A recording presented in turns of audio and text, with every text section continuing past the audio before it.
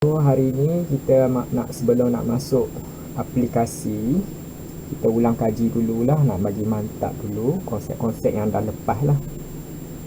Okey, so tengok soalan ni. Jadual 1.7 menunjukkan nilai keupayaan elektrod piawai sel setengah beberapa logam. Okey, half cell lah. Susunkan atom atau ion dalam jadual 1.7 ni dalam tertib menaik kekuatan ejen pengoksidaan dengan ejen penurunan. So kita kena arrange, susun based on nilai E0 dia lah, nilai keupayaan elektrod piawai tu. So kita susun yang ejen pengoksidaan dulu. Okey, ejen pengoksidaan maksudnya dia mengalami penurunan, reduction. Dia mengalami penurunan. So siapa yang mengalami penurunan, Cu2 plus ke Cu? So kita kena check lah, Cu2 plus menerima elektron jadi Cu. Yang ni pengoksidaan ke penurunan ni? Pengoksidaan. Penurunan lah, sebab dia menerima elektron. Cu2 plus tambah 2 elektron jadi Cu. So dia penurunan, reduction, because it accept electron. And then lagi satu sebab nombor pengoksidaan dia kan, oxidation number dia daripada plus 2 jadi 0, menurun lah, nombor dia menurun, maka dia adalah penurunan.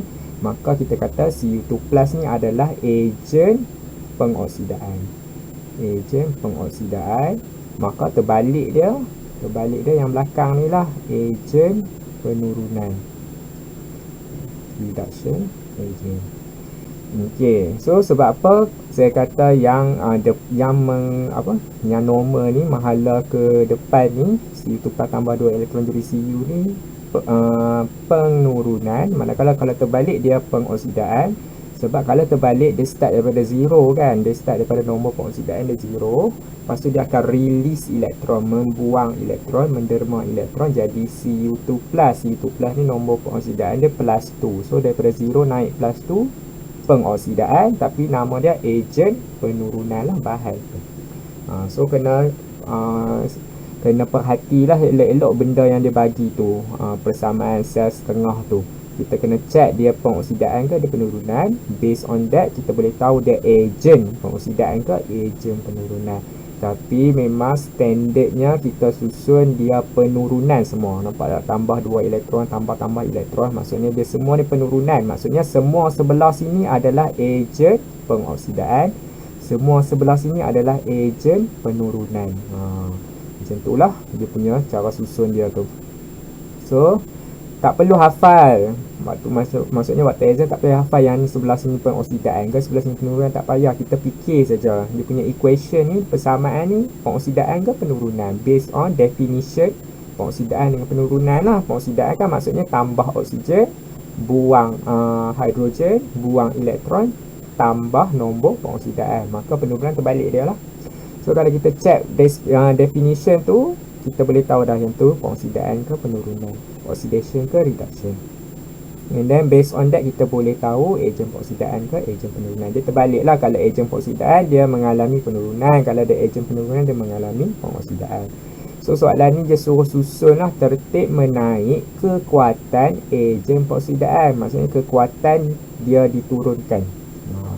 So nak susun macam mana kalau ejen pengoksidaan ni yang sebelah sini lah. So kita kena tengok nilai dia, semakin dia ke bawah, semakin dia positif lah.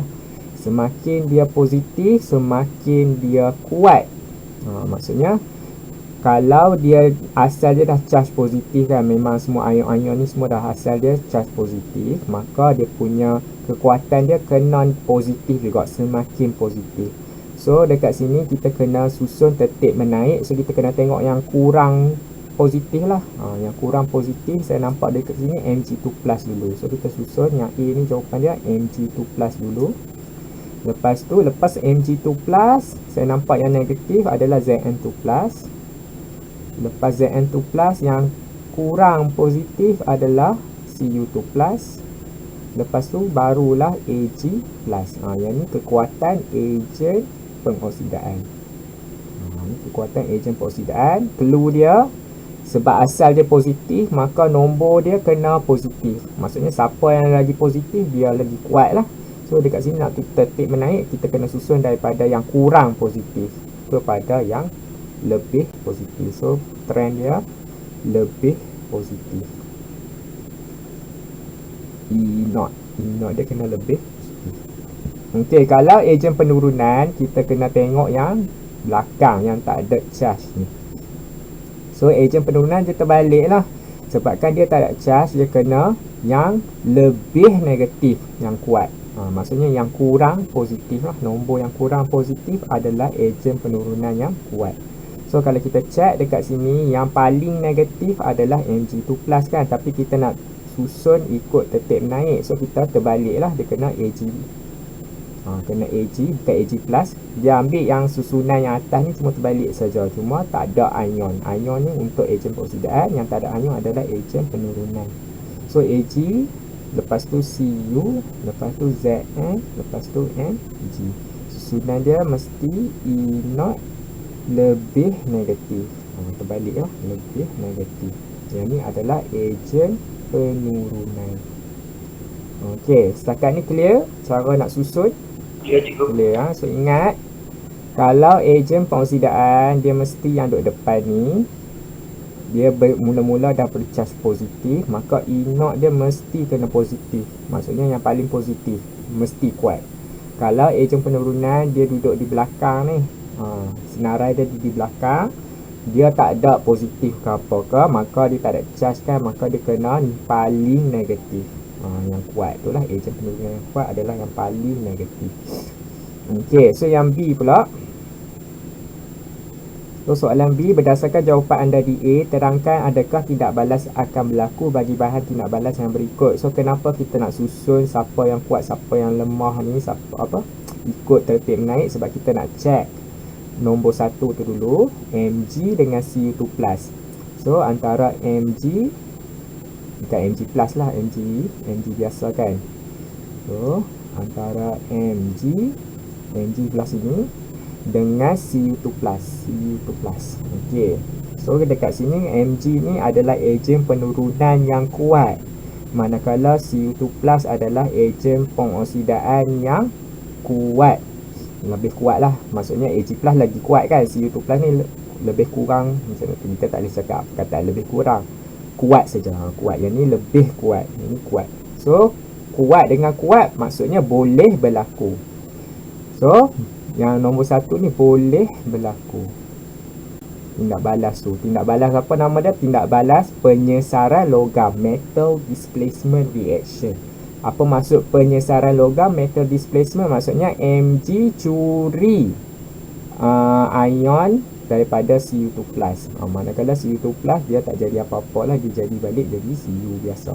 So dekat sini kalau kita tukar dia akan jadi macam ni lah, Mg2 plus. Kita tulis dari awal lah, senang. Kita tulis dari awal, Mg tambah Cu2 plus, dia akan jadi Mg2 plus tambah Cu. Ni reaction dia tukar tempat, metal displacement lah nama dia. Okey, number 2 antara apa dengan apa? Antara Mg juga dengan Zn2 plus. Okey, Zn2 plus dengan Mg. Mg adalah ejen penurunan yang kuat, Zn2 plus adalah ejen pengoksidaan yang lemah. Tapi boleh tak berlaku? Boleh, cuma dia slow. Dia boleh berlaku, cuma dia slow lah sebab rapat. Nampak tak Zn2 plus dengan Mg2 plus ni sebelah-sebelah kan? Sama lah Mg dengan Zn ni sebelah-sebelah. Boleh je berlaku tindak balas penyesaran tu, cuma dia lambat sikit, dia slow. So apa yang akan berlaku? Mg tambah Zn2 plus, dia akan jadi Mg2 plus tambah Zn. Boleh berlaku, cuma kurang orang kata apa, tenaga yang diperlukan tu sedikit banyak lah untuk tindak balas tu berlaku. Okay, kita check pula yang terakhir, Cu. So Cu dengan Zn2 plus. So Cu dengan Zn2 plus. Cu adalah ejen penurunan yang lemah, Zn2 plus adalah ejen pengoksidaan yang lemah. So lemah dengan lemah memang confirm tak berlaku. Macam tadi kita kata Mg dengan Zn kan, satu kuat, satu lemah boleh, yang tu boleh. Tapi kalau dua-dua lemah tak boleh, tak berlaku. Maka tiada persamaan lah, tak ada persamaan yang kita boleh tulis sebab dia tak boleh berlaku. Cu tak boleh curi ion daripada Zn2+. Okey, faham benda ni, konsep ni?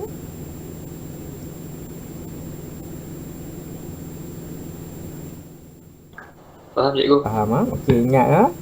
Kalau gandingan dia ejen penurunan kuat dengan ejen peroksidaan kuat boleh. Ada tindak balas lah. Kalau ejen penurunan kuat, ejen peroksidaan lemah pun boleh. Tapi kalau dua-dua lemah tak boleh.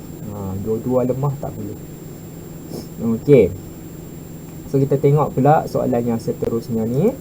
Darjah 1.19 menunjukkan susunan radas bagi satu sel kimia. Sel kimia bermaksud tiada bateri. Minggu lepas kita belajar sel elektrolisis, ada bateri. Sel kimia tak ada bateri, maksudnya dia tenaga kimia kepada tenaga elektrik. So dengan bahasa mudahnya, dia ni adalah bateri. Dia ni sendiri adalah bateri. Okey, sebab tu nama dia sel kimia. Dia dibuat daripada bahan kimia lah. Bahan kimia tu mengalami tindak balas, redox, maka dia menghasilkan elektron. Elektron tu mengalir, dia menghasilkan tenaga elektrik lah.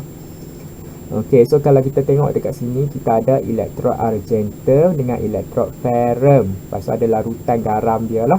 Larutan argentum. Maksudnya kalau guna elektrod argentum, larutan dia elektrolit ni kita namakan. Elektrolit dia tu mesti ada argentum jugalah. Tak kisahlah argentum apa, selalunya argentum nitride. Yang sebelah sini ferrum pun mesti ferrum juga yang bawah ni. Ferrum nitride ke, ferrum sulfat ke, boleh je. Okey, berdasarkan Rajah 1.19 dan dengan merujuk kepada nilai keupayaan elektrod piawai E0 lah ni maksudnya. Sel setengah, kenal pasti terminal negatif dan terminal positif. So terminal negatif bermaksud yang supply elektron. Terminal negatif bermaksud supply elektron. Supply elektron maksudnya menderma elektron. Menderma elektron pengoksidaan ke penurunan? Pengoksidaan. So ni adalah pengoksidaan. Maksudnya ejen penurunan. Okey, penurunan. So ejen penurunan tadi, nilai dia kena lagi negatif ke lagi positif. Tadi kita kata kat atas tu, ejen penurunan nilai dia kena lebih negatif. So maksudnya dekat sini lebih negatif. E0 dia kena lebih negatif. E0 lebih negatif. Okey, so dekat sini kita ada AG dengan FE. Kita kena carilah nilai E0 AG dengan FE ni dalam pada jadual. So AG dengan AG plus, dia punya pair dia. FE dengan FE 2 plus. So nilai E0 untuk AG dengan AG plus adalah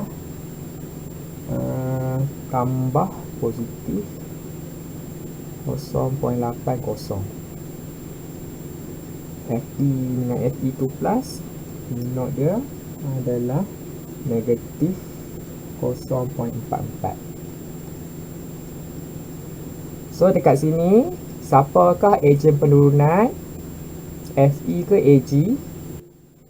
FE, betul? So FE yang lebih negatif sebab nilai dia negatif 0.44, AG nilai dia positif 0.8, maka kita kata FE ni adalah ejen penurunan. FE. So bila dia ejen penurunan, dia pengoksidaan. Bila dia pengoksidaan, dia menderma elektron. Bila dia menderma elektron, dia supply elektron lah. Tempat supply elektron tu kita panggil terminal negatif. So terminal negatif adalah Fe.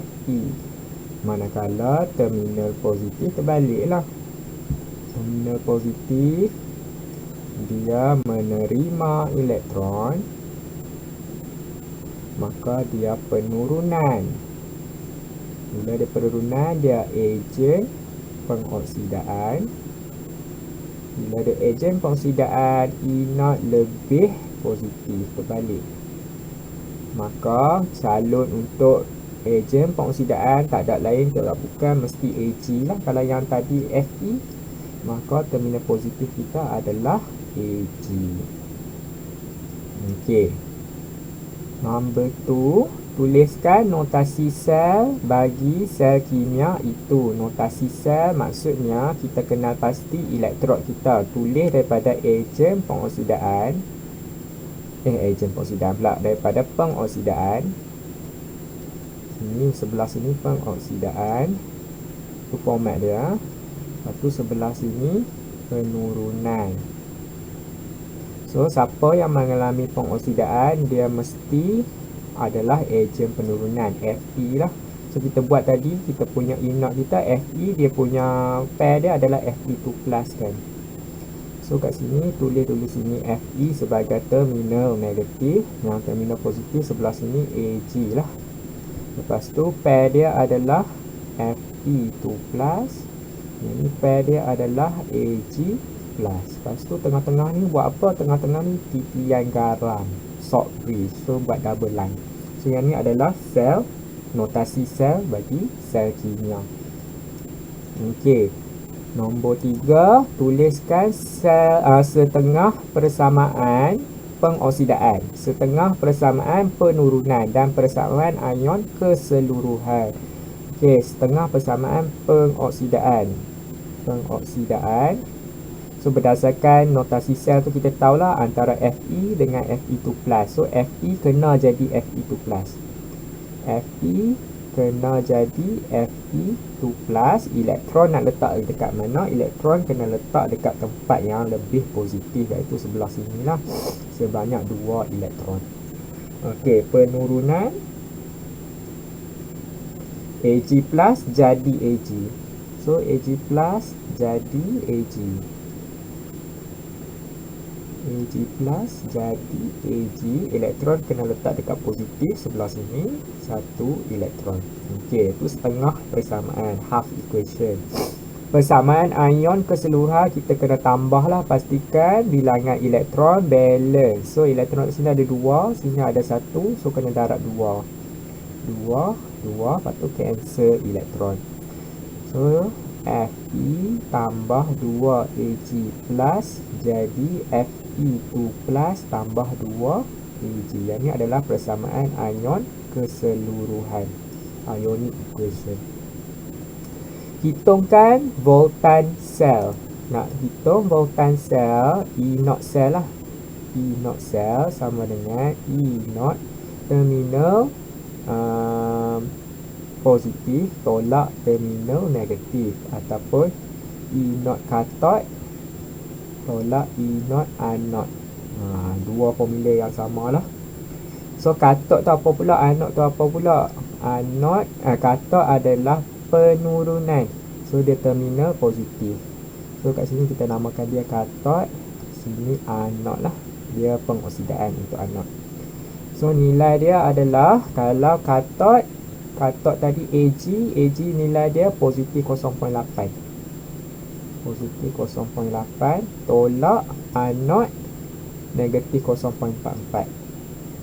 Negatif 0.44. 0.44. So masuk dalam kalkulator. 0.8 tolak negatif 0.44 akan dapat 1.24 volt E0 sel. Maksudnya kalau ni adalah bateri tu nilai volt dia adalah 1.24 volt. Sikit je lah. Selalunya bateri standard 1.5, bateri yang kecil tu. Yang ni 1.24, kurang sedikit. So setakat ni faham untuk soalan ni?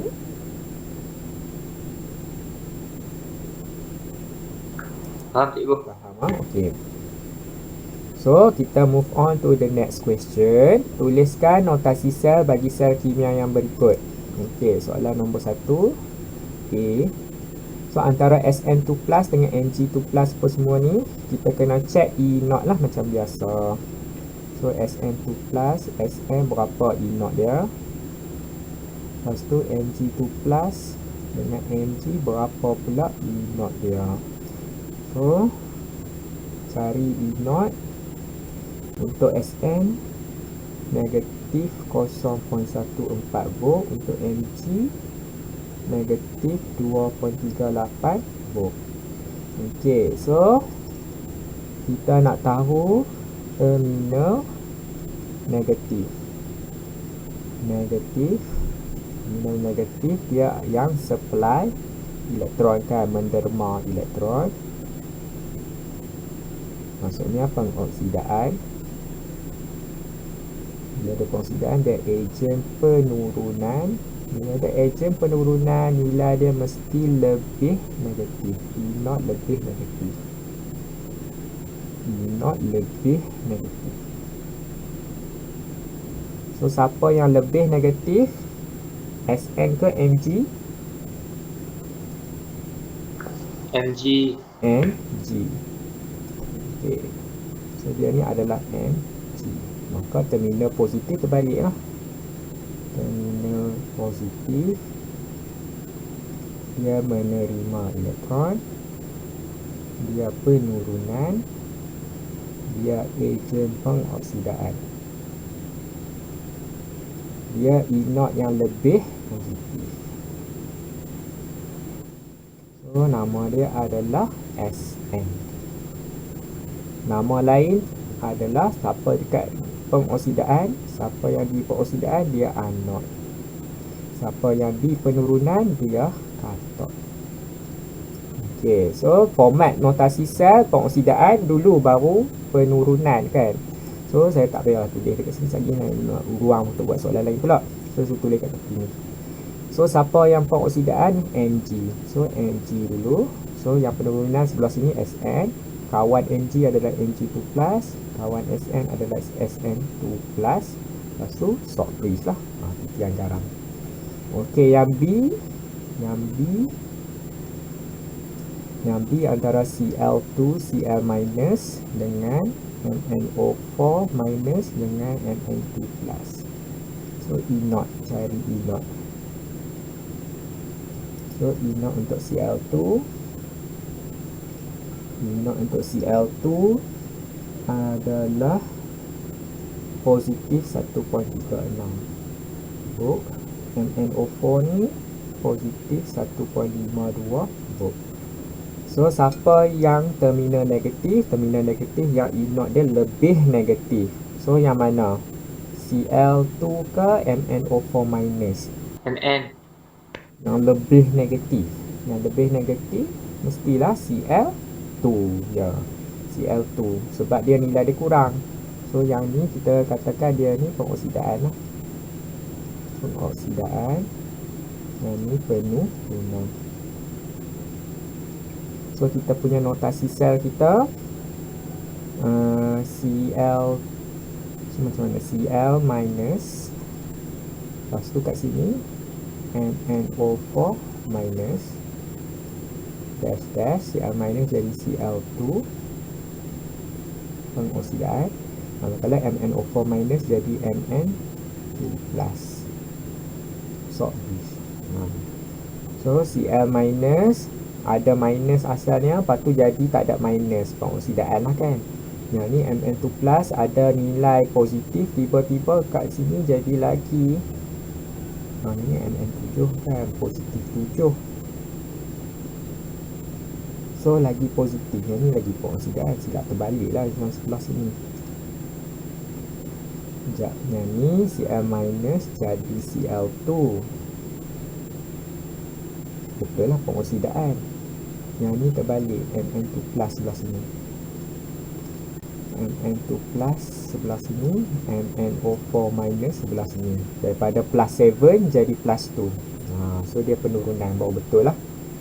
So yang ni adalah notasi sel dia. Okey, so nombor 2, hitung nilai voltan bagi sel yang berikut. So ingat yang sebelah sini mesti pengoksidaan ataupun anod, yang sebelah sini katod. So nilai lah kita kena cari E0. E0 sel, formula dia adalah E0 katod tolak E0 anod. So untuk nikel punya nilai E0 dia, kita padam lah kan, padam bagi ada ruang sikit. So untuk nikel dia punya E0 dia negatif 0.25 volt. Untuk PB plus ni ingot dia adalah negatif 0.13 volt. Okey, so katot tolak anod. Katot negatif 0.13, tolak anod negatif 0.25, dapat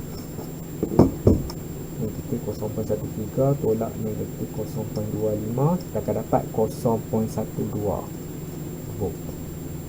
Okey, itu untuk A. Untuk B, padam lagi adalah untuk platinum tak termasuk. Platinum ni adalah elektrod lengai, so dia tidak terlibat dalam redox. So kita kena tengok sebelah dia lah, I minus dengan I2 ni. Yang ni baru anode. Yang ni Ag plus ni Ag ni katot. So ingat kalau platinum dia tidak terlibat lah. Okey, so dekat sini kita kena check I2, I minus, berapa dia punya E0 dia, dengan Ag plus, berapa pula E0 dia. So I2, I minus, adalah positif 0.54 volt. Ag positif 0.8 volt. Okey, so anod katot tolak anod. Katot positif 0.8 tolak anod positif 0.54 akan dapat 0.8 tolak 0.54, 0.26 volt. Okey, yang ni adalah D. C, untuk C ingot dia adalah antara platinum. Again tak boleh tengok, so tak payah tengok lah platinum ni. Tengok Fe2 plus, Fe2 plus jadi Fe3 plus, ingot dia berapa, Ag jadi Ag plus, ingot dia berapa, plus Fe3 plus tambah 0.77 volt. Ag tadi samalah 0.8.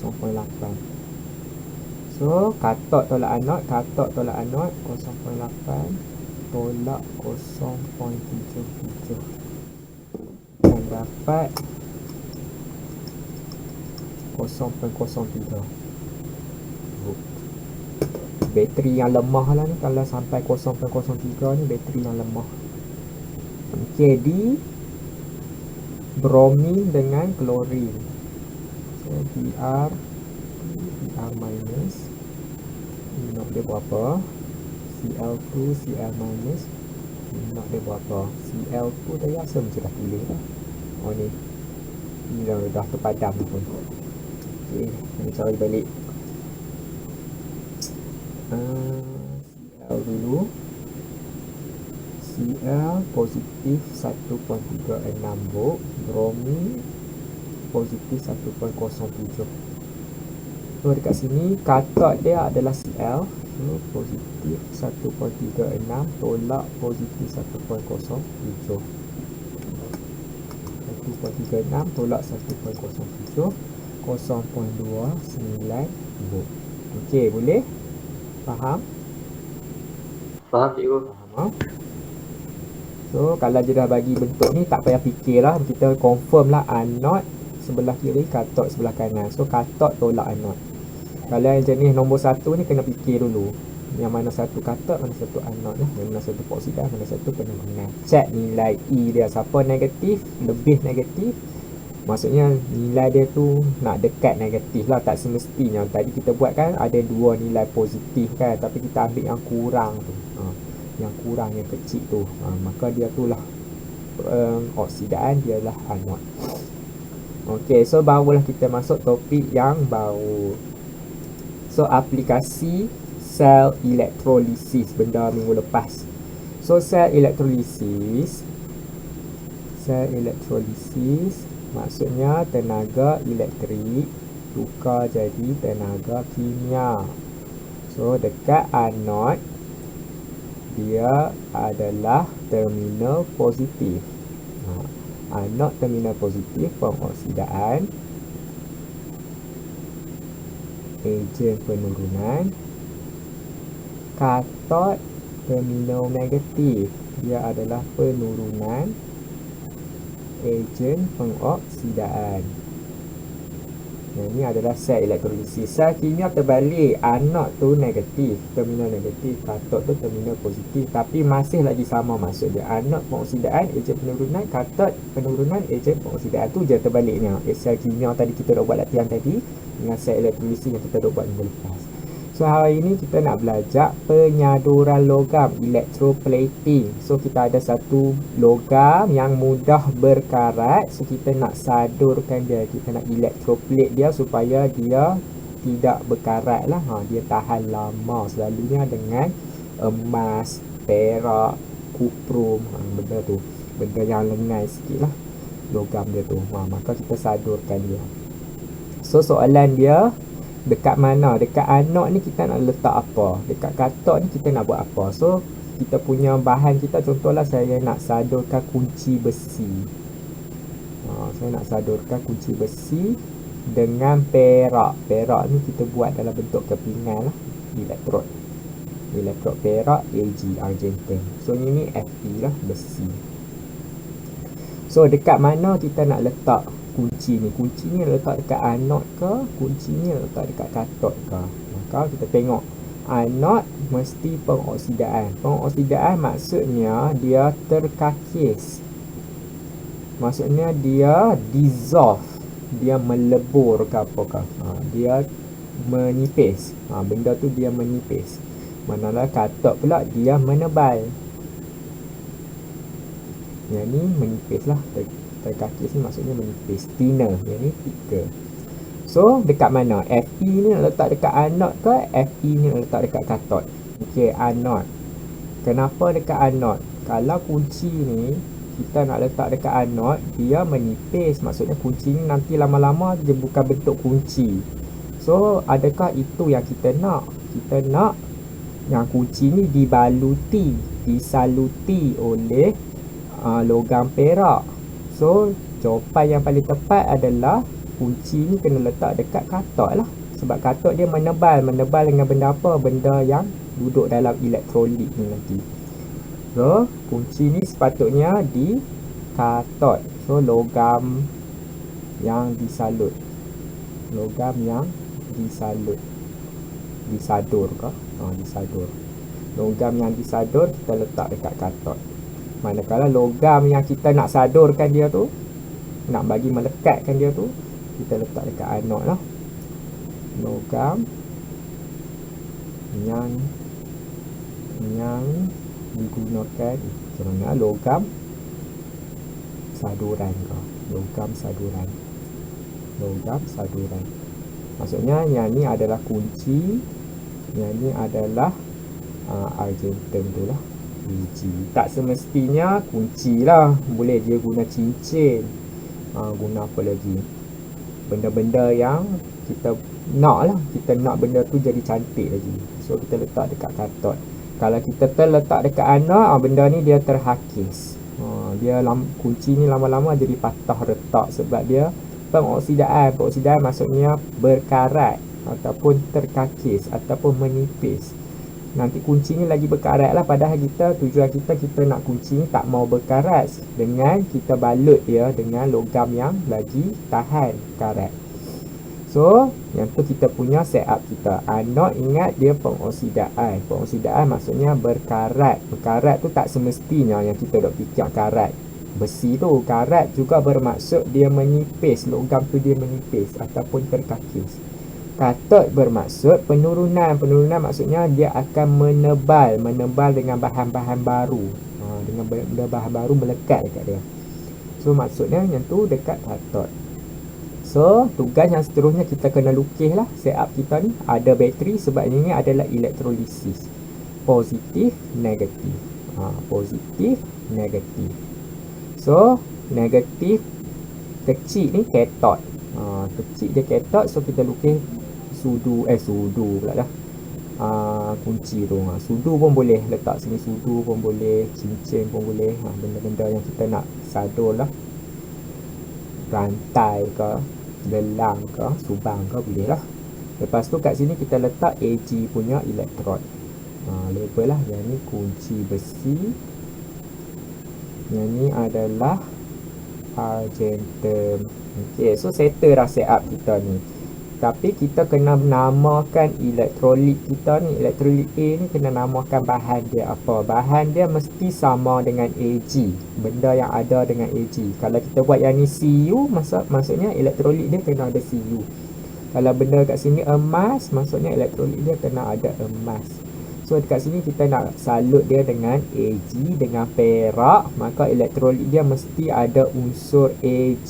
Ag apa? Selalunya AgNO3 lah. Larutan AgNO3. Itu dia punya setup dia. Mula-mula lukis bateri positif negatif, terminal dekat X ni, elektrod dekat X ni kita anode dia terkakis, maksudnya Ag ni nanti ni dia melebur, dia dissolve masuk dalam larutan ni. Larutan ni ada Ag plus juga. Ag plus ni nanti dia melekat dekat kunci besi jadi Ag. So yang tu peroksidaan dan penurunan dekat situ lah. So kita punya setengah persamaan dekat anode. Anode adalah tadi Ag, dia melebur, dia menipis jadi Ag plus, maka tambah elektron dekat tempat yang positif. Katot pula dia ada Ag plus, jadi Ag, so tambah elektron dekat sebelah positif.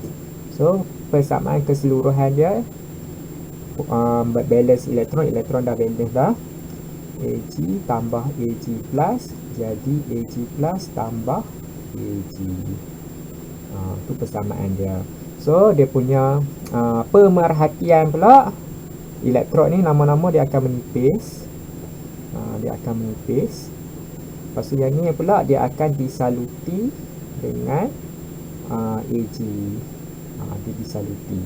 Langkah berjaga-jaga supaya besi kita ni cantik je dia punya salutan dia tu. Bukan dok terkumpul besar banyak kat bawah tak. So kita kena putarkan dia perlahan-lahan sambil dok buat tu, sambil tu putar perlahan-lahan. Sambil tu juga kita punya arus kita ni kena kecil, arus kecil. Jangan guna arus besar, guna arus kecil, kena letak rheostat lah. Kena letak rheostat. Rheostat ni kontrol arus. So kita kontrol, letak ammeter sekali, boleh tengok lah. Putarkan kunci ni perlahan-lahan, barulah kita punya hasil saduran tu cantik. Okey, so clear untuk penyaduran logam? Clear cikgu. Clear. So ingat, pengoksidaan dia menipis. Benda apa yang menipis, takkan kita nak bubuh kunci. Kunci tak boleh letak dekat tempat menipis.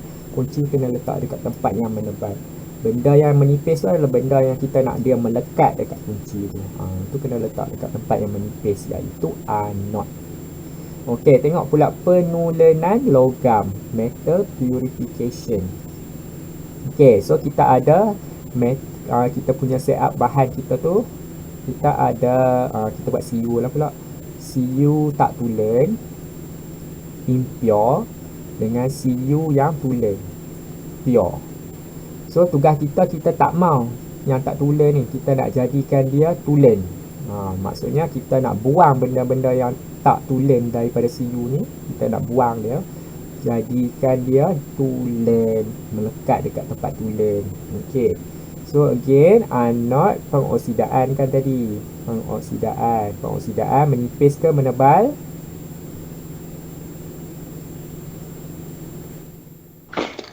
Menipis, thinner. Maka katot pula penurunan dia menebal. Okey, so dekat sini yang tak tulen ni nak letak dekat mana? Anode ke katot? Ingat, kita nak buang benda daripada Cu yang tak tulen ni, nak buang dia. So nak bagi dia melekat dekat tempat yang tulen, maka Cu yang tak tulen ni kena letak dekat Cu tak tulen ni perlu menipis ke? Cu tak tulen ni perlu menebal? Cikgu, Cu tak tulen perlu menipis. Cu tak tulen perlu menipis, ya. So Cu tak tulen perlu menipis, maksudnya dia di anode. So logam tak tulen. Yang ni pula logam tulen. Sebab dia perlu menebal lah. Kita nak tulen tu lagi banyak kan. So tulen dia kena menebal. So dekat sini label lah positif, negatif, positif, negatif. Positif adalah katot. Negatif, sebalik. Kita sepatutnya kena tengok negatif dulu. Negatif kecil katot. Yang ni anot. Maka anot ni adalah tak tulen. Cu tak tulen. Yang ni adalah Cu tulen. Okey, so jangan lupa kita perlukan elektrolit ni namakan. Sebabkan kita guna dua-dua Cu dalam ni pun Cu jugalah. Kita buat CuNO3 tu. Larutan CuNO3 tu boleh, CuSO4 pun boleh. Mana-mana lah. Okey, so apa yang akan berlaku? Pemerhatian, yang ni dia akan menipis. Dia akan menipis. Yang ni pula dia akan menebal. Dia akan menebal. So kita punya setengah persamaan anot adalah Cu. Dia jadi Cu2 plus tambah 2 elektron dekat tempat positif. Katot Cu2 plus jadi balik Cu tambah 2 elektron dekat tempat positif. So yang persamaan keseluruhan dia Cu2 plus jadi Cu2 plus tambah Cu. Okey. So ada soalan nak tanya tentang penulenan logam? Clear. So ingat beza tadi.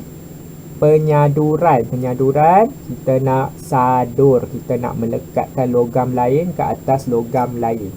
Maka tempat yang kena tebal tu kita letak dekat katot, tempat yang kena nipis tu kena letak dekat anot. Penulenan logam sama dua-dua, cuma satu tak tulen, satu tu kotor, satu lagi tu bersih.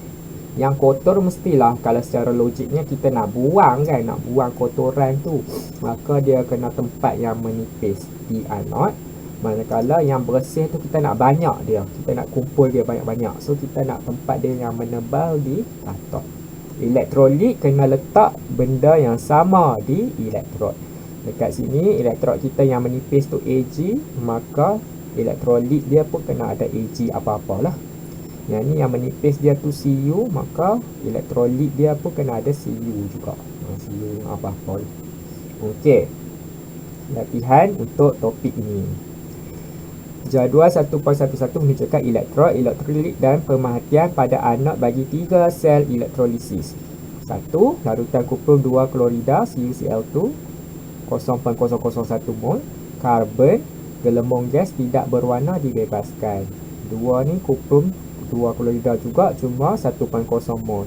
Karbon gelembung gas kuning kehijauan dibebaskan.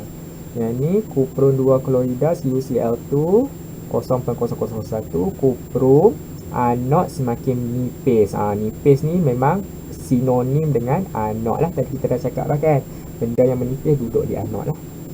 Okay, namakan anion yang terdapat dalam larutan kuprum 2 klorida. Larutan. Okey, kalau sepatutnya adalah padam balik. Sepatutnya ada anion Cu2 plus, Cl minus, H plus dengan OH minus. Yang ni kita dah buat minggu lepas lah. Tetapi dia nak anion. So kalau anion, jawapan dia Cl minus dengan OH minus. Okey. Nyatakan nama gas yang terhasil pada anod di dalam sel elektrolisis 1 dan 2. 1 apa, 2 apa nama gasnya? Gelembung gas ni. Kalau gelembung gas kuning kehijauan ni, nama dia gas klorin. Kena eja lah, sebab dia suruh namakan. Oh, yang ni ion pun dia suruh namakan, so saya silap lah. So kita kena eja lah. Ion klorida. Yang ni ion hidroksida. Kalau bahasa Inggeris, chloride anion, hydroxide anion lah. Yang ni chlorine gas. Okey, so yang ni yang tidak berwarna ni ada macam-macam. Ada H hidrogen, ada oksigen. Tapi yang ni jawapan dia oksigen. Gas oksigen. Sebab hidrogen tu duduk di katod. Oksigen duduk di anod. Anod and anion. Ingat tak? Anod and anion. Katod cat anion. Ini yang minggu lepas. Anod untuk and anion, katod untuk cat anion. And anion apa yang ada? OH minus dengan Cl minus kan. Tadi kita dah list dah. So yang nombor 1 ni yang tidak berwarna maksudnya datang daripada OH minus. OH minus dia akan jadi oksigen. Manakala yang berwarna ni Cl minus lah, datang dari Cl minus jadi klorin, Cl2. Oksigen O2 lah. Okey. Tu dia punya cara dia nak tahulah. So dia ni bukan hidrogen. Hidrogen H+. H+ cat anion. Cat anion di katod. Yang ni di anod. Okey, terangkan jawapan anda. Kenapa yang ni oksigen? Sebab nilai E0 dia kalau di anod maksudnya negatif, lebih negatif. Kan anod and anion. And anion negatif kan charge dia. Kan saya kata kalau negatif dia nak E0 dia negatif juga. Maksudnya E0 dia lebih negatif. Kalau klorin, kenapa tadi sepatutnya OH minus, sekarang dah pilih klorin. Yang ni adalah faktor kepekatan. Saya dah cakap dah faktor kepekatan. So Cl minus lebih pekat daripada OH minus. Itu jawapan dia lah. Cl minus lebih pekat daripada OH minus. Faktor-faktor elektrolisis saya tulis balik. Nilai E0 itu yang pertama. Memang kena tengok nilai E0 dulu. Yang kedua kepekatan. Kepekatan untuk Cl minus, Br minus dengan I minus sahaja di anod. Katod tak ada kaitan lah. Yang ni anod katod lah. Anod katod. Anod nak lebih negatif, katod nak lebih positif. Lepas tu nombor 3, faktor elektrod. Elektrod aktif ke elektrod lengai? Lengai tak ada kaitan lah. Lengai dekat sini contohnya karbon dengan platinum. Elektrod yang selain daripada tu adalah elektrod aktif. Maksudnya kita kena include tindak balas redox untuk elektrod tu sendiri. Dia sendiri. Lepas tu baru kita compare balik siapa yang negatif, siapa yang positif lah. Okey, yang C, tuliskan setengah persamaan bagi tindak balas yang berlaku pada anod. Anod sel elektrolisis nombor 3. Okey, C1 sel elektrolisis nombor 3 anod. So, anod semakin menipis, dia guna kuprum. So, maksudnya kuprum ni yang menipis. Cu kalau menipis, jadi Cu2+ tambah 2 elektron dekat tempat yang positif. So, habis dah lah. Tu dia setengah persamaan dia. So, nombor 2. Terangkan bagaimana hasil pada anod sel elektrolis 3 terbentuk. Terangkan maksudnya, atom Cu menderma 2 elektron menjadi ion Cu2+. Itu salah satu cara dia. Ataupun kita boleh kata atom Cu dioksidakan menjadi ion Cu2+. Pun boleh. Ayat yang sama. Menderma dengan mengoksidakan. Bukan mengoksidakan, dioksidakan. Okey, D. Nyatakan jenis tindak balas yang berlaku di anod. Anod sentiasa pengoksidaan. Tak kisahlah dia sel kimia ke, dia sel elektrolisis ke, dia mesti pengoksidaan. Sekiranya eksperimen sel elektrolisis 1 diulangi dengan menggunakan leburan kuprum 2 klorida, ramalkan pemerhatian pada anod. Anod and anion. And anion dalam leburan ada Cu2+ dengan Cl minus je. Tak ada H+ dengan OH minus. H+ dengan OH minus untuk larutan. Kalau leburan tak ada. Maka hanya ada Cu2+ dengan Cl minus. Anod and anion. And anion kita hanyalah Cl minus. Maka kita punya pemerhatian dia adalah gelembung gas kuning kehijauan. Gelembung gas kuning kehijauan dibebaskan. Okey, faham? Faham cikgu. Faham. Okey, so ingat faktor elektrolisis ada 3. Faktor elektrolisis kat sini ada 3. Nilai E0 N anode kan, N ion tadi kan. N ion siapa yang lebih negatif nilai inode dia akan pergi ke anode. Siapa ke ion yang lebih positif nilai dia akan ke katod. Inode ni semua nilai inode lah. Lepas tu kalau ke pekatan yang melibatkan Cl-, Br- dengan I-, kita kena cancel yang anode atas tu. Walaupun dia lebih negatif tadi, kalau dia terpilih, kita kena pilih Cl- macam kes ni lah, nombor 2 tu. Kita kena cancel yang atas. So nombor 1 dulu, lepas tu baru nombor 2. Nombor 2 tu untuk cancel yang anode saja, katod jangan kacau. Tetapi kalau ada nombor 3 elektrod macam ni kuprum, maka cancel semua ni. Cancel untuk anode, cancel untuk Cl-, ambil elektrod tu. Kena tengok lah elektrod tu dulu, nilai inode dia tu. Nilai inode elektrod tu kena include juga. Okey. So kita tengok soalan yang seterusnya. Salim menggunakan susunan radas pada radas 1.35 untuk menyadur kunci besi dengan logam argentum yang kita dah buat tadi. Apakah tujuan kunci besi ini disadur dengan argentum? Tadi saya kata tadi, salah satunya menahan kakisan ataupun tahan karat. Lepas tu nampak lebih cantik, lebih menarik, cantik ke apa ke. Macam-macam lah tujuan kita nak sadur kunci besi tu. Tahan lama pun boleh. B, selepas 30 minit eksperimen dijalankan, Salim mendapati kunci besi masih belum disadur dengan argentum. Cadangkan elektrolit X yang sesuai digunakan. So maybe dia guna ayak kot, tak boleh lah. So elektrolit X ni kita kena bubuh benda yang ada Ag. Kita kata larutan argentum nitrate, silver nitrate. Okey, yang nombor 2 ni B1 kan. B2, apakah yang patut dilakukan oleh Salim pada kepingan argentum dan kunci besi supaya kunci besi tersebut dapat disadur dengan argentum? So kita kena check dulu positif negatif kita ni. Ni positif, ni negatif. Ini anode, ini katod. So negatif kecil katod. So again, anode tempat yang menipis, katod tempat yang menebal. Kita nak kunci menipis ke? Tak kan, kunci ni kena duduk dekat sini lah, terbalik. Manakala argentum ni yang kita kena tukar dekat tempat yang menipis. So kita kata apa yang patut dilakukan? Tukar terminal bateri ataupun sel kering, ataupun kita kata terbalikkan, songsangkan senang. Songsangkan terminal bateri sel kering, ataupun ubah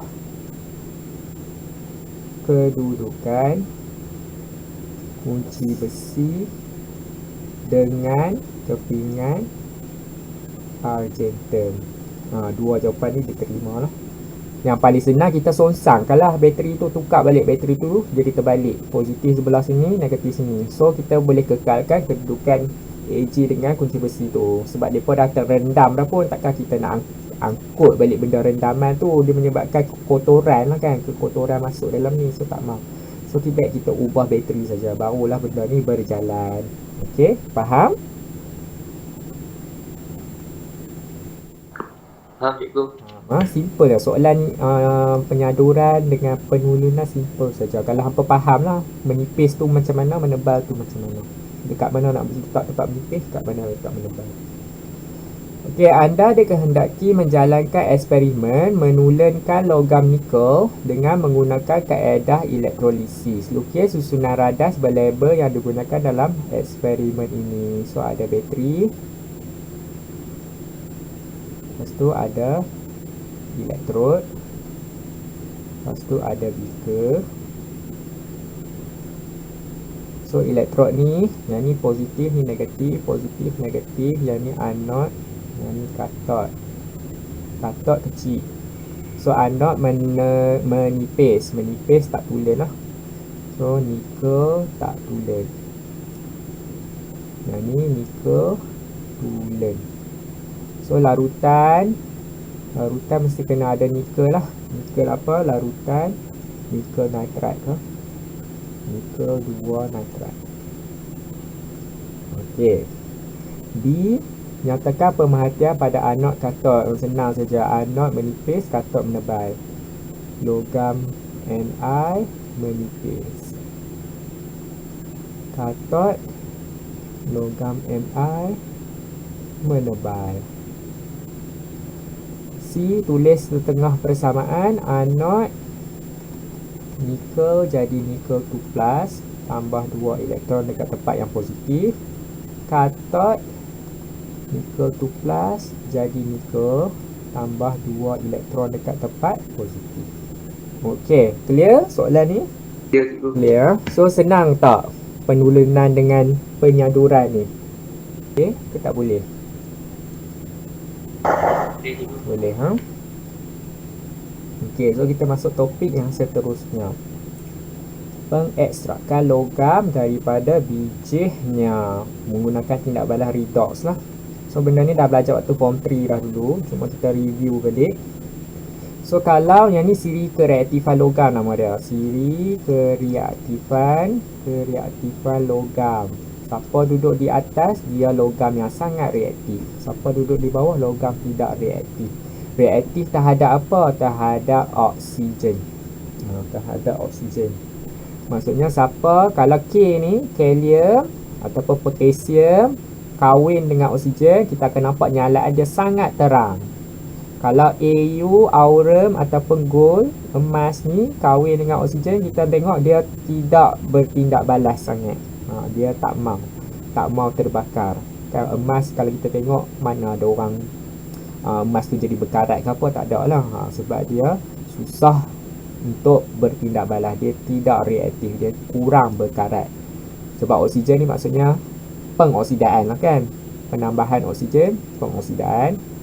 Pengoksidaan maksudnya pengaratan. Pengaratan ataupun menipis tu, logam menipis, pengaratan. So, siapa duduk di atas dia senang berkarat, siapa duduk di bawah dia kurang berkarat. Disebabkan duduk atas dia senang reaktif terhadap oksigen. Siapa duduk di bawah dia kurang reaktif ataupun tidak reaktif langsung ini. Ag tidak reaktif maksudnya tak mau kawan dengan oksigen, tak boleh berkarat lah. So kita bahagi kepada 4 cara kita nak ekstrak logam. Sebab kan dalam nature, dalam semula jadi, logam-logam ni memang dah berkahwin siap-siap dah dengan oksigen. Maksudnya dia memang dah berkarat dah. Tapi kita nak ambil yang tulen, yang memang tak mau oksigen tu. So ada beberapa cara kita nak ambil logam yang tiada oksigen. Okey, so kalau logam tu sangat reaktif, kita kena guna cara elektrolisis. Lagi saya tunjuk cara dia. Selalunya aluminium lah. Aluminium, contoh dia tu. Boksit, datang daripada boksit. Boksit ni bijih. Bijih dia maksudnya aluminium oksida lah. Boksit ni nama glamour. Aluminium oksida tu nama sains dia. Lepas tu logam yang sederhana reaktif ni hampa dah belajar dah waktu form 3. Kena guna penurunan oleh karbon. Sebab karbon ni duduk paling atas, karbon boleh curi oksigen depa ni semua. Karbon boleh curi oksigen. Maka depa ni hilanglah oksigen. Kita boleh ambil secara begitu saja. So nama dia sederhana reaktif lah. Guna karbon, penurunan karbon. Sebab apa penurunan? Sebab karbon curi oksigen. Karbon dah jadi pengoksidaan, yang depa ni semua penurunan lah. Sebab hilang oksigen. Okey, logam yang kurang reaktif macam kuprum dengan merkuri, logam diekstrak daripada biji secara pemanasan langsung di udara. So selalunya kuprum dengan Hg ni kita tak boleh lah nak guna karbon tu. Kita boleh panas sahaja. Panas depa ni.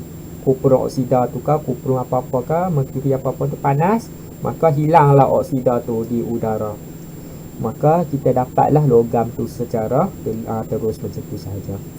Kalau logam yang tidak reaktif ni, silver dengan gold, perak dengan emas, argentum dengan aurum, dia memang wujud dalam bentuk unsur dah siap. Memang takkan jadi oksigen. Tak boleh memang takkan dia dengan oksigen. dia memang AG saja, dia memang AU saja. So ambil terus basuh-basuh dengan air sikit, buang tanah, kotoran tanah tu, terus dapat dah emas, terus dapat dah perak. Macam tu saja, lagi senang lah kalau logam dia tidak reaktif. Sebab tu logam yang tidak reaktif ni logam yang mahal. Selalunya jadi bahan perhiasan. Manakala logam yang atas-atas ni jarang lah jadi bahan perhiasan. Okey, so kita tengok cara secara elektrolisis. Sebab elektrolisis ni tak disentuh waktu form 3 tu. So macam mana kita nak buang oksigen yang ada pada aluminium menggunakan elektrolisis? Kita buat leburan. Kaedah leburan lah. Bila leburan maksudnya elektrolit yang ada ni kan, Al2O3 ni elektrolit dia lah, yang ada adalah ion Al3 plus dengan O2 minus sahaja. Maka tak ada lah H plus dengan OH minus tu, tak payah. So ada Al3 plus dengan O2 minus, yang ni pergi dekat kathode, yang ni pergi dekat anode. Ion kathode and ion anode. Maka kita boleh buang lah oksigen ni. Oksigen ni kalau pergi anode dia jadi oksigen gas lah kan. Yang aluminium ni pergi ke kathode, dia akan jadi aluminium biasa. Tu leburan aluminium dikeluarkan kat bawah ni. Maka selamatlah kita dapatlah aluminium. Oksigen ni bila buang kat udara pun tidak menyebabkan pencemaran, sebab kita buang oksigen di udara kan. So tiada pencemaran. So hanyalah menyebabkan aluminium saja yang kita kutip lah. So tapi kita kena lebur. Tu tujuan dia, tak boleh kita jadikan dia larutan, dia kena leburan supaya tak ada unsur H plus dengan OH minus yang akan mengganggu nanti. So kalau nak lebur aluminium oksida ni, dia takat lebur dia sangat-sangat tinggi, beribu-ribu darjah Celsius. Maka kita tak sesuai lah nak leburkan dia secara terus macam tu saja. Maksudnya nak kena panas tu berhari-hari. So kita nak kalau boleh nak hari tu juga siap. So kita kena tambah satu lagi benda, nama dia kryolit. Nama dia kryolit ni. Natrium 3 aluminium F6 ni, kryolit. Kryolit ni untuk apa? Dia menurunkan takat lebur. Takat lebur Al2O3 tu, boksit tu. So dia menurunkan takat lebur supaya kita panas sedikit saja dah lebur dah. Maka kita bolehlah kathod guna karbon, guna elektrod karbon yang lengan. Guna elektrod lengan supaya kita tak mahu dia bertindak balas. Kita nak aluminium tu melekat dekat karbon tu lah. So lapisan keluli untuk tahan haba yang panas. Anod daripada karbon juga, sambung dekat positif, sambung dekat negatif. Okey, faham untuk elektrolisis ni? Yang ni adalah aplikasi elektrolisis leburan. Yang tadi penyaduran dengan penulunan tu, electroplating dengan purification adalah aplikasi elektrolisis aqueous, larutan aqueous. Dia ada 3 faktor tu lah kan. Tapi yang ni leburan, simple. Kalau leburan simple. Boleh faham? Faham Okey, so kita ulang kaji balik. Logam yang kita kena turun menggunakan karbon ni, pernah nampak kot ini, relau bagas, blast furnace. Relau bagas, bahasa Inggeris blast furnace. Waktu form 3 dulu. So yang ni selalunya kita nak guna, pilih salah satu logam, kita guna besi lah, Fe. Bijih besi. Fe2O3. Okey, so kita masukkan bahan dia tu. Bahan dia adalah Fe2O3. Kita tambah dengan arang kok. Ni arang kok karbon tambah dengan batu kapur, CaCO3, limestone. Okey, so tambah semua ni dalam ni.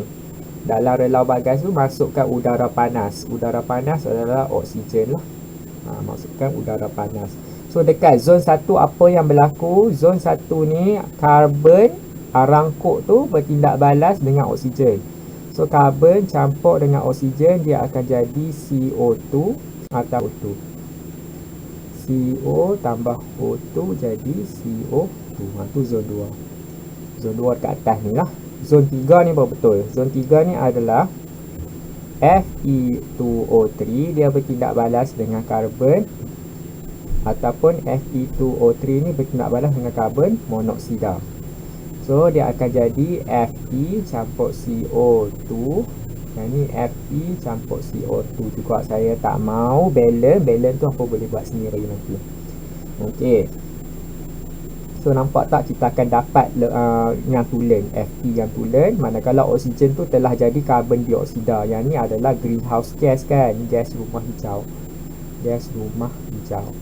So yang ni, benda ni dia mencemarkan lah. Nak kata mencemar tu macam mengotorkan pula kan. Tapi yang ni gas rumah hijau ni bukan mengotorkan, dia meningkatkan suhu, menyebabkan global warming tu kan.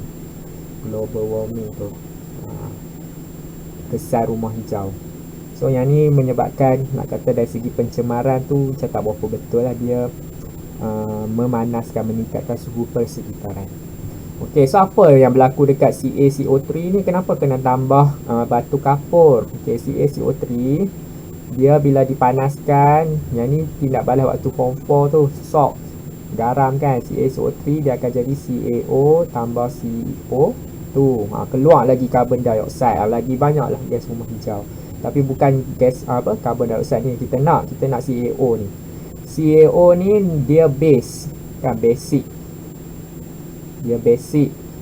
Dia akan bertindak balas dengan silikon dioxide. Yang ni sand, pasir. Dia berasidik, bersifat asidik. So acid campur base jadi neutral lah. Calcium silicate, salt. Calcium silicate, garam ni. So pasir kan, kat waktu kita melombong biji besi tu, dia termasuk tanah-tanah pasiak semua ada sekali. So takkan kita nak pergi tapih benda tu siap-siap, lepas tu baru masuk dalam ni, lambat. So kita masuk je sekali dengan pasir-pasir tu semua.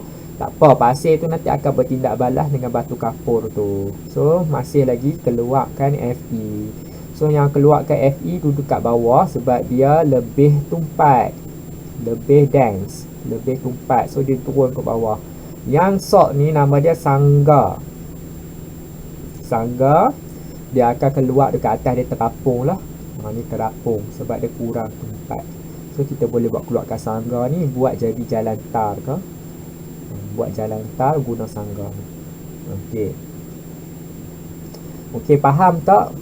Benda ni dia ulang kaji je waktu form 3 tu. Cuma saya tambah chemical equation je. Faham tak? Clear tak? Clear cikgu. Clear. So kena ingat zon 1 apa, zon 2 apa, zon 3 ni banyak benda. Dia ada dua cara. Satu, Fe2O3 bertindak balas dengan C saja, ataupun Fe2O3 bertindak balas dengan CO. Dua-dua ni berlaku. Lepas tu yang bawah ni adalah tindak balas sampingan. Tak penting pun, tapi perlu ada jugalah nak membuang impurities, benda asing seperti pasir. Okay, sangga ni dalam bahasa Inggeris nama dia slag. Kalau tak ingat lah, slag tu nama dalam bahasa Inggeris dia. Okey, so kita masuk kepada aplikasi yang seterusnya, pengaratan. Pengaratan ni aplikasi apa? Sel kimia. Tadi kita dah buat sel elektrolisis kan, yang ni memang penurunan biasalah.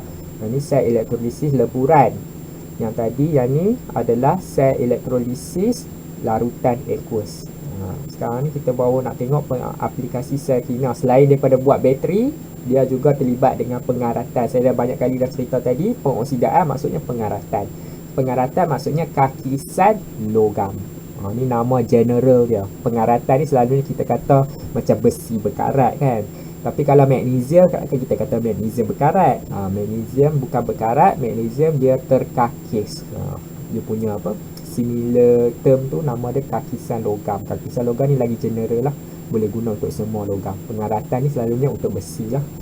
So kakisan logam ialah tindak balas redox. Sebab saya kata tadi dia pengoksidaan, tapi dia bukan hanya pengoksidaan saja, mesti kena ada penurunan jugalah. Bila dah ada pengoksidaan, mesti kena ada penurunan. Maka dia secara automatiknya adalah tindak balas redox. Pengaratan ke, kakisan logam ke, dia tindak balas redox. Walaupun yang kita dok fokus tu, kita emphasize tu dekat pengoksidaan, tapi dia sebenarnya ada kawal penurunan dia. So kita kena study lah dua-dua tu. Okay, logam dioksidakan secara spontan.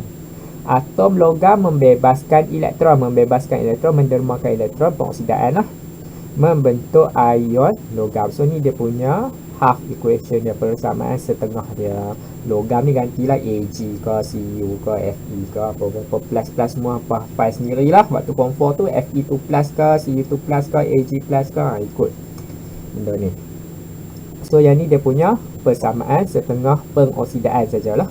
So kita tengok dulu pengaratan besi. So pengaratan besi sebagai tindak balas redox. So kena lukis diagram ni. Diagram simple je, lukislah ketulan besi ni, lepas tu ada tempat yang dah berkarat ni, letak ayak. Letak ayak H2O, lepas tu yang warna merah ni karat lah. Yang warna apa nampak warna merah selalu tu kan karat. Lepas tu ada oksigen. Okey. So setengah persamaan anod. Anod pengoksidaan. Pengoksidaan menderma elektron. Menderma elektron siapa dia? Besi. So Fe jadi Fe2+ tambah 2 elektron. Anod. So sekarang ni Fe dia menipis lah kan, tadi kita kata anod dia menipis. So Fe ni menipis, nampak dia jadi berlubang, menipis lah. Tapi dalam kategori yang kita nampak situasi harian, sebenarnya Fe sedang berkarat. Dia berkarat, dia menipis tu sama maksud. Terkakis pun sama maksud. Corroded, kalau bahasa ini corroded. So ni setengah persamaan di anod. Aliran elektron daripada anod ke katot. Katot dia dekat mana? Dekat ayak. So anod ke katot, Fe ke air. Maksudnya elektron ni dia pergi ke air dekat anod, dekat katot. Air itu. Okey, setengah persamaan di katot, H2O tambah oksigen jadi OH minus. 4 OH minus tambah 4 elektron. 4. So 2 dekat sini. Okey, 2 H2O tambah oksigen tambah 4 elektron jadi 4 OH minus elektron, letak kat tempat yang positif dekat sebelah sini lah. So kita kena include juga oksigen, sebab oksigen diperlukan lah, sebab oksigen tu yang mengoksidakan ferrum nanti.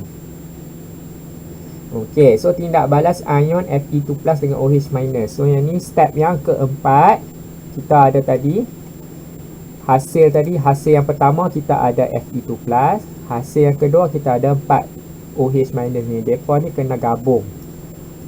So akan jadi Fe2+ tambah OH minus jadi FeOH2. So 2 OH minus. Okey. Lepas tu step yang ke-5. Sebab apa yang ni bukan lagi karat? Sebab karat color dia warna perang kan, brown. Yang ni warna hijau. Fe2+ kan warna hijau. So yang ni warna hijau, takkan karat warna hijau. Kita selalu nampak karat warna perang. Maksudnya FeOH2 ni dia further jadi peroksidan, maksud tambah lagi oksigen, dia akan jadi Fe2O3. Lepas tu ada beberapa molekul air yang melekat dengan dia.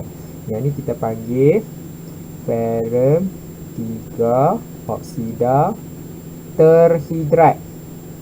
Terhidrat tu maksudnya ada molekul air. X ni beberapa molekul lah. Kita tak semestinya 1, tak semestinya 2, 3. Dia macam-macam boleh jadi, ikut situasi tu. So kalau kat sini nama dia ferrum 3 oksida terhidrat. Dia kering, dia memerangkap air. Dia memerangkap air. So yang ni lah yang dinamakan karat. Warna dia brown, perang. Okey, boleh faham benda ni? Cikgu. Faham ha? So saya nak berhenti sampai takat ni dulu, sebab dah 3.30 dah. Minggu depan kita akan sambung lagi pengaratan ni, dengan kita nak investigate syarat-syarat pengaratan. Apa yang perlu ada dalam pengaratan, ataupun apa yang perlu ada dalam kakisan logam. Kita kena general lah kan dia. Ni pengaratan ni untuk besi je, kakisan logam tu untuk semua benda. Apakah syarat-syarat dia? Lepas tu kita nak tengok cara nak menghalang pengaratan. Tadi kita dah tunjuk dah salah satunya untuk guna penyaduran kan, electroplating. Kita nak tengok cara-cara lain. Lepas tu kita akan tengok kita akan buat latihan lah, latihan for the overall topic, menggunakan latihan buku teks sajalah. Kita ambil latihan pada buku teks.